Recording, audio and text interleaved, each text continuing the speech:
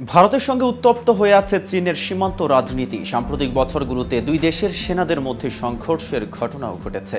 এর মধ্যেই ভারতের সেভেন সিস্টার্স খ্যাত অঞ্চলে চাঞ্চল্যকর চীনা সেনা প্রবেশের খবর পাওয়া গেছে।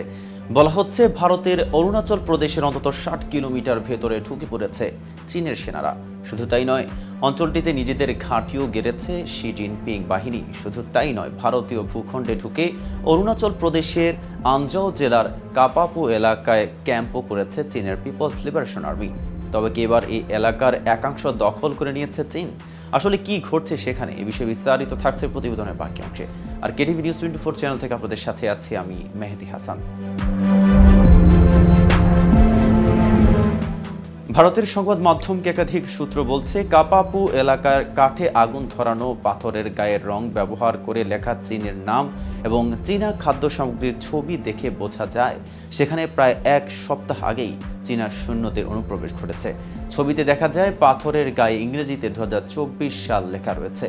ভারতীয় ভূখণ্ডে নিজেদের মালিকানা দাবি করার জন্য অনুপ্রবেশের সময় চীনা সেনাবাহিনী এসব কৌশল ব্যবহার করে বলে জানা গেছে।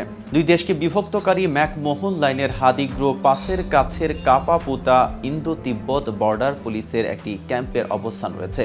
আর আনজাও জেলার নিকটতম প্রশাসনিক এলাকা চাগলাগাম ম্যাকমোহন লাইন থেকে প্রায় 90 কিলোমিটার দূরে অবস্থিত।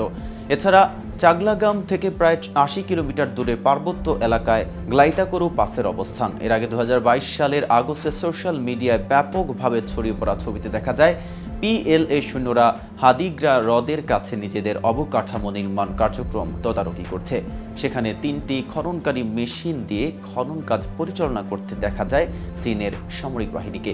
একই বছরের 11ই আগস্ট চাগলাগাম থেকে 30 কিলোমিটারেরও কম দূরের ওই এলাকার নির্মাণ কাজ পর্যবেক্ষণ করে চীনের সামরিক বাহিনীর এলআরপি টহল দল।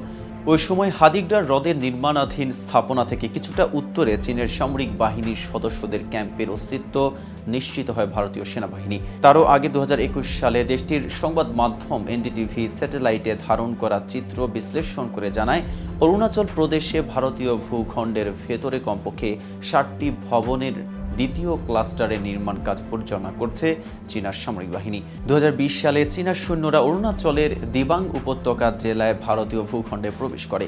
ওই সময় দুই দেশের সৈন্যদের মাঝে চরম উত্তেজনা তৈরি হয়। তার আগের বছর অর্থাৎ 2019 সালে অরুণাচলের ভারতীয় ভূখণ্ডের প্রায় 40 কিলোমিটার ভেতরে ডুইমরু নালার ওপর একটি কাঠের সেতু তৈরি করে চীনা সামরিক বাহিনী।